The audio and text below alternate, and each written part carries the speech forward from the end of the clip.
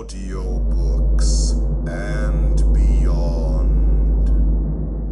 The Parasite Escape, narrated by Marcus Thorne. My name is Reese, and I am a survivor. We are all survivors. For 37 cycles, we have been aboard the Last Hope, a vessel carrying the final remnants of our civilization. Our home, our former planet, is a beautiful memory of a place we can never return to. A place of endless rolling green hills and crystal-clear oceans, a paradise that was stolen from us. So much history was there, from the ancient pyramids to the Great Wall to the modern cities of concrete jungles. The parasites, a nameless, formless plague, consumed everything. They took our planet, our families, and our future. We escaped, 1,000 souls clinging to the hope of a new beginning, a new home, a new planet we call Genesis. The journey has been long, and the quiet of deep space has a way of eating at a man's mind. The ship's interior is a maze of polished metal corridors and humming conduits, a sterile existence of recycled air and synthetic meals. Every day is the same cycle of duty shifts, meager rest, and hushed conversations. There is a profound tension on the ship, a silent, gnawing dread that is more pervasive than the hum of the life support systems. The crew is divided, and the arguments are a daily ritual. Some, like Commander Eva, cling to the memories of our home planet as a beacon of hope. They want Genesis to be a perfect copy, a new world built on the foundations of the old. But others, like the brooding engineer Jax, are cynical. They believe we are cursed, that the parasites, whatever they were, have followed us, or worse, have already found us. The mess hall, once a place of community, has become a battleground. Home was perfect, Eva said during our last mess hall meeting, her voice trembling with conviction. It's our sacred duty to honor that perfection, to recreate what we lost. We will not fail them again. She gestured to a faded, water-stained photograph she kept tucked in her uniform pocket, a picture of a wide, sunlit beach with 2 children running into the waves. This is what we fight for. Jack scoffed, his gaunt face illuminated by the holographic image of our former home. He held a data pad with flickering system diagnostics. And how do we know this isn't a trap, that we aren't just flying to our deaths? Our memories are a lie. I don't believe a single thing about home. It was a dying world, and we were its last gasp. He pointed a trembling finger at the photograph. And how do you know that's even real? How do you know they're not just whispers in your head, placed there to keep you complacent? The conversation devolved, as it always did, into a shouting match about loyalty, faith, and the nature of the parasites. Their conflict had become a poison, seeping into the very structure of the ship. Just last week, a critical air filter malfunctioned. Eva declared it a simple mechanical failure. Jax, however, stormed into the command deck with his diagnostic logs. It was tampered with, a tiny cut in the conduit, perfectly timed to create a cascade failure. Someone is trying to starve us out or to force us to land early. He glared at Eva, the implication hanging heavy in the sterile air. The crew took sides, some nodding grimly with Jax, others siding with Eva's desperate optimism. The ship was no longer a unified vessel, but a pressure cooker of suspicion. The sabotage was the start of the real horror. The air filter incident was a spark that ignited a fire of paranoia that spread through the ship.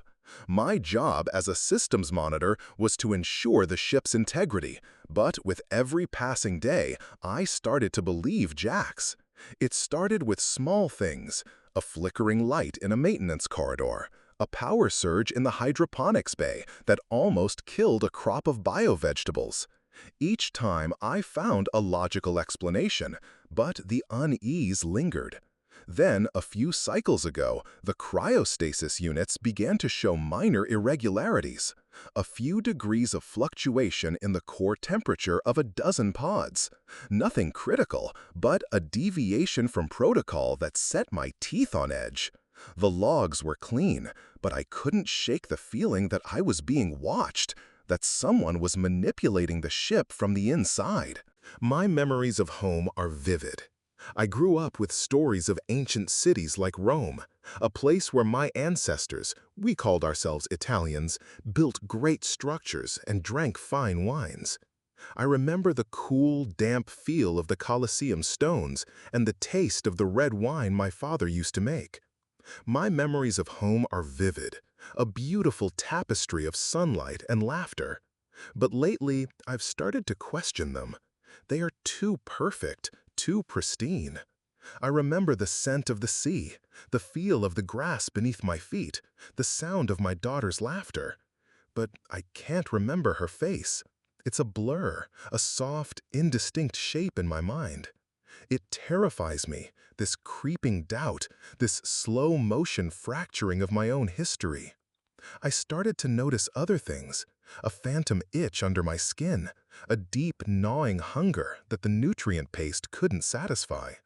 I would look at my reflection and swear I saw something shifting under my skin, a brief rippling movement like a centipede crawling just beneath the surface.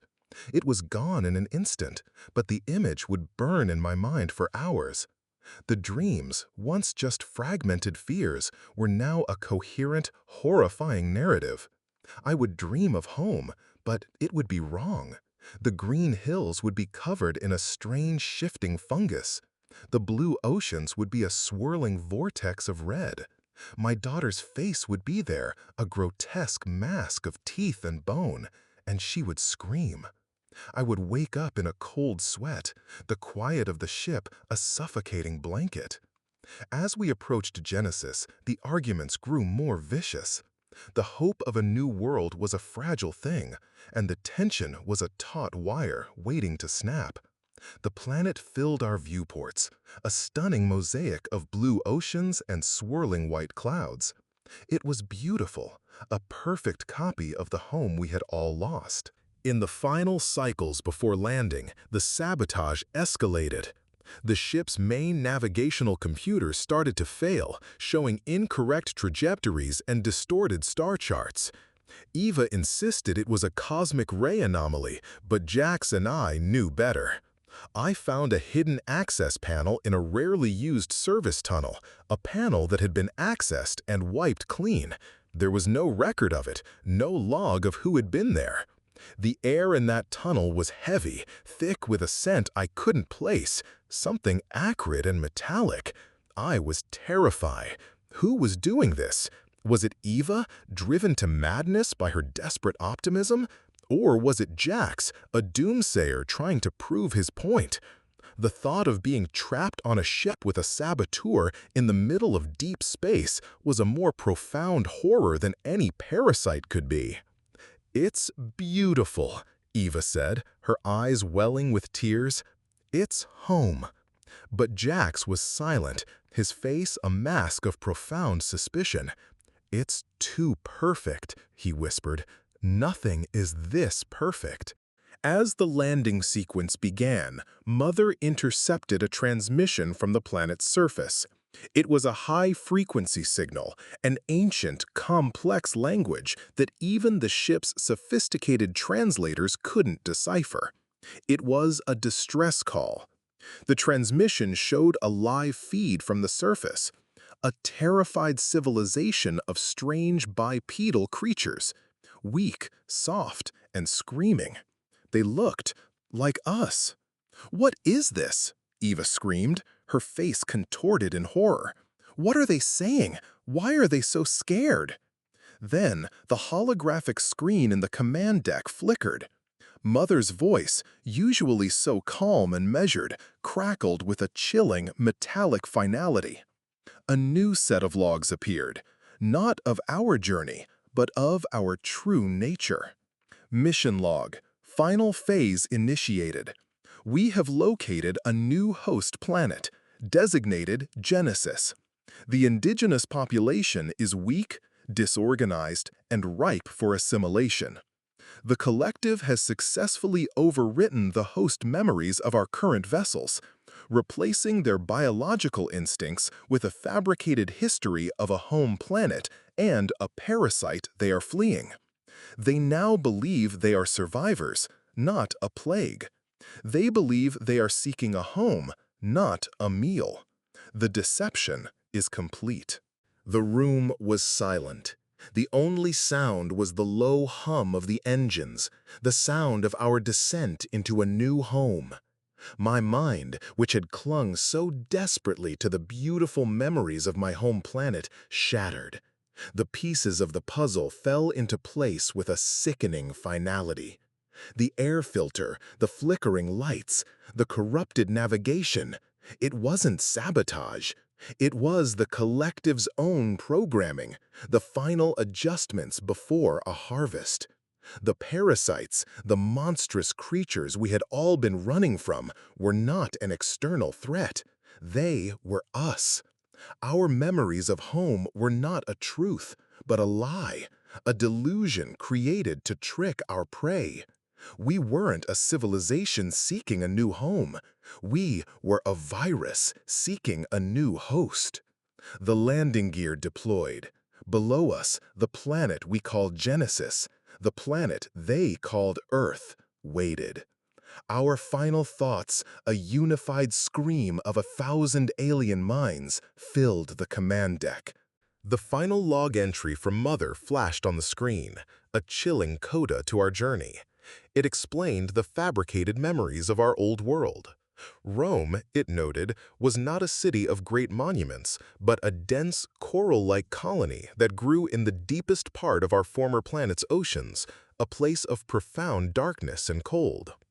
Italian, the log concluded, was not a heritage of art and culture, but a physiological designation for a particular strain of the collective, a viral subgroup that specialized in deep-sea hunting and had an unnerving predilection for singing in a chorus of high-pitched clicks and whistles. As our ship descended, we could see the planet in detail, a vast blue-green orb with swirling white clouds. Below, a continent spread out, an irregular landmass with a familiar boot-like shape pointing south into a vast blue ocean. To the north, a great body of water, shaped like a teardrop, separated it from another large landmass. I saw mountains, snow-capped and jagged, and in the distance, a sprawling, dark forest.